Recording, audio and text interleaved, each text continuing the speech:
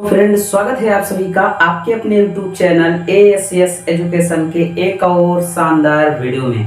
आज का यह शानदार वीडियो आप सभी चाहे आप 6, 7, 8, 9, 10 या फिर 10 के अलावा अदर कोई भी एग्जाम देने जा रहे हैं तो यह वीडियो आपके लिए बहुत ही महत्वपूर्ण है, क्योंकि आज इसमें आप सभी को हम बताने वाले हैं कि किसी भी चीज का पीएच मान कैसे निकालें। ठीक, सिर्फ आपको ट्रिक देखना है, आप देख के तुरंत समझ जाएंगे कि इस ट्रिक को किस तरीके से फॉलो करें कि किसी भी चीज का पीएच मान निकल जाए।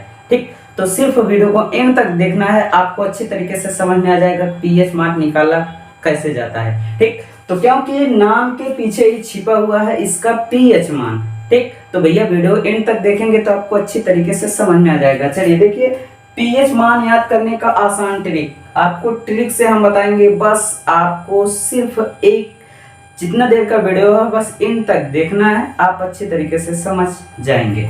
चलिए हम बात करते हैं। यहाँ से आपको कुछ ऐसे तत्व या आपको ऐसे नाम दिख रहे हैं जिनका पीएच मान कुछ ही शब्द पल में आपको हम बताएंगे और आप अच्छी तरीके से समझ जाएंगे। ठीक, और आपको कुछ तो मालूम होगा और कुछ नहीं मालूम होगा। ठीक, तो जैसे कि यहाँ से आपको दिख रहा है, यहाँ से नींबू का रस और सिरका, टमाटर, अमरूद और शराब। ठीक, इस तरीके से यहाँ नाम, इस तरीके से आपको यहाँ से 5 नाम दिया गया है, इधर आपको 14 नाम दिए गए हैं। ठीक, 6, 7, 8, 9, 10, 11, 12 आपको 14 नाम दिए गए हैं। ठीक, इनका बस पीएच मान आप ऐसे चुटकी बजाएंगे और आपको दिख रहा है कि नींबू का रस। ठीक, अब इसमें सिर्फ इतना देखना है कि आपको इसमें कितना शब्द दिखाई दे रहा है। तो 1, 2, 3, 4, तो इसका पीएच मान जो हम लिखेंगे उसका पीएच मान क्या हो जाएगा, 4। ठीक, बस आपको समझ में आ गया होगा ना। बस यही ट्रिक है कि बस आपको शब्द गिनना है और पीएच मान लिख देना है। अब इसमें कुछ अलग होगा, कुछ इसमें अलग होगा, इसलिए आप वीडियो एंड तक देखेंगे तभी आपको समझ में आएगा कि किस तरीके से एक एक का पीएच मान निकाला जा रहा है। ठीक, तो चलिए अब देखिए यहाँ से सिरका। सिरका में कितना शब्द है, 1, 2, 3, तो इसका पीएच मान जो लिखेंगे कितना हो जाएगा, 3 हो जाएगा। ठीक, टमाटर। अब टमाटर का जो पीएच मान होगा 1, 2, 3, 4, टमाटर में कितने शब्द हुए, 4, तो भैया इसका पीएच मान कितना हो जाएगा, 4 हो जाएगा। ठीक, अब उसी प्रकार हम अमरूद का निकालेंगे तो अमरूद में भी गिन लेते हैं कि कितने शब्द है, तो 1, 2, 3, 4, इसमें कितने शब्द हैं, तो 4 शब्द हैं, तो इसका पीएच मान कितना हो जाएगा, 4 हो जाएगा। ठीक, आपको नहीं विश्वास है, आप गूगल पर सर्च करके देख सकते हैं कि इसका पीएच मान जो होगा यही होगा। ठीक, अब शराब। शराब का जो पीएच मान होगा आप शराब में देख सकते हैं कितने शब्द है, 1, 2, 3, तो यहाँ इसका पीएच मान कितना हो जाएगा, 3 हो जाएगा। शराब का जो पीएच मान हो गया कितना हो गया, 3 हो गया। ठीक, एक क्या थे कि हिंदी वाले जो शब्द थे भैया, आपको हिंदी का जो काउंटिंग था, हिंदी शब्द का काउंटिंग करना था।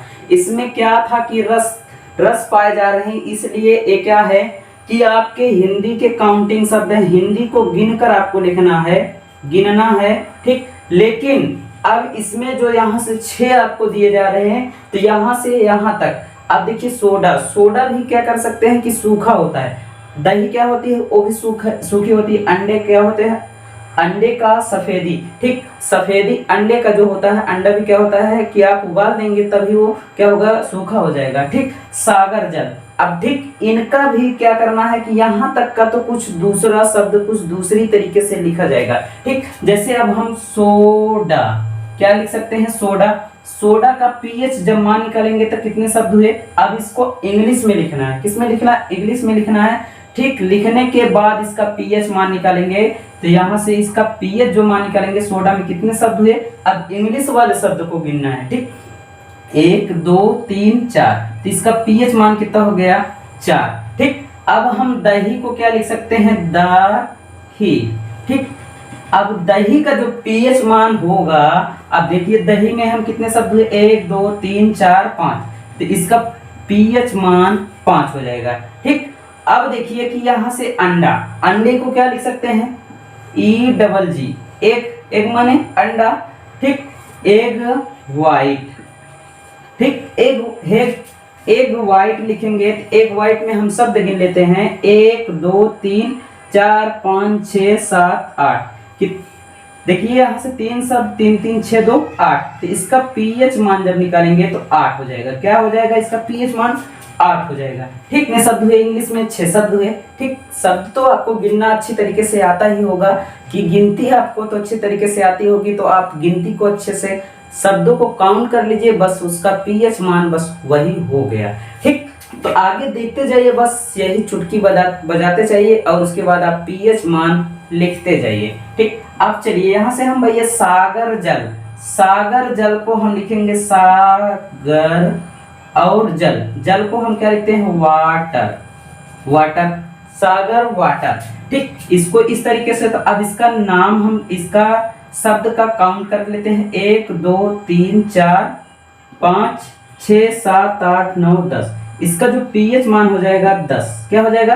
पीएच मान 10 होगा। ठीक, अब देखिए कि यहाँ मूत्र का जो पीएच मान होगा आपको बताना है कमेंट बॉक्स में कि पीएच मान मूत्र का क्या होगा। रक्त को हम लिख सकते हैं BLOOD, ब्लड। अब भैया यहाँ से आप देखेंगे कि इसका जो पीएच मान होगा वो 7.4 होगा। अब बोलेंगे कि सर यहाँ तक तो कुछ दूसरा था, यहाँ से क्यों बदल गया? ठीक, तो इसलिए बदल गया कि जिस तरीके से आप समझ सकते हैं कि रक्त हमारा क्या होता है? एक लिक्विड पदार्थ होता है। जब कट जाने पर आप देखिए तो कटने के बाद जब खून निकलता है, निकलने के बाद उसको जब छुएंगे तो वो चिपचिपा पदार्थ होगा। जिस आपको इतना ध्यान देना है कि जो पदार्थ कुछ चिपचिपे पदार्थ जैसा होगा उसका पीएच मान हम सदैव इसको और इसको काउंट करने के बाद ही लिखेंगे। ठीक, बात आपको समझ में आ गई होगी कि जो चिपचिपा पदार्थ होगा उसका हम पीएच मान किस तरीके से निकालेंगे। तो इस वाले शब्द को और इस वाले शब्द को, दोनों शब्दों को क्या करेंगे? काउंट करेंगे, गिनेंगे, गिनने के बाद उसका पीएच मान रखेंगे। ठीक, तो अब गिन लेते हैं यहाँ से 1 2 3 4 5। ठीक, और उसके बाद 6 7 7 7.5 शब्द हुआ। ठीक, क्योंकि का यहाँ से आधा है, कहने का आधे शब्द के लिए हम क्या लिखेंगे? 4 लिखेंगे। तो इसका पीएच मान कितना हो जाएगा? 7.4। ठीक, अब पानी का वाटर क्या हो जाएगा? पानी का वाटर हम लिखेंगे। ठीक, वाटर का जो पीएच मान होगा तो यहाँ से गिन सकते हैं 1 2 3 4 5 6 7। तो इसका कितना हो जाएगा? 7 हो जाएगा। ठीक, आंसू का जो होता है, आंसू का जो पीएच मान होता है, इसको आंसू लिखेंगे। ठीक, आंसू। ठीक, अब उसके बाद इसका पीएच मान गिन लीजिए 1 2 3 4 5 6 7। इसका भी पीएच मान 7 ही होगा। ठीक, अब ताजा मिल्क, दूध का, तो यहां से हम ताजे दूध का भी निकाल लेते हैं। मिल्क मीन्स क्या होता है? दूध होता है। तो अब इसको, इन सभी शब्दों को गिन लीजिए 1 2 3 4 5 6 7 8।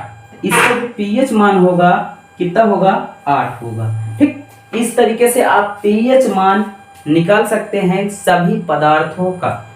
तो आपको उम्मीद करता हूँ पीएच मान निकालना समझ में आ गया होगा। तो आप दोस्तों तक जरूर शेयर कीजिएगा, और वीडियो पसंद आए हो लाइक कीजिएगा, शेयर कीजिएगा दोस्तों तक, और चैनल पर पहली बार आए हैं तो चैनल को भी सब्सक्राइब कर लीजिएगा, ताकि ऐसी वीडियो और छोटी छोटी जानकारियाँ जो कि आपके लिए बहुत इंपॉर्टेंट है, तो छोटी छोटी जानकारियाँ आपको मिलती रहें। और मिलते हैं आपको नेक्स्ट वीडियो में। तब तक के लिए thank you, take care, goodbye, जय हिंद। और कमेंट बॉक्स में बताइएगा कि वीडियो कैसी लगी।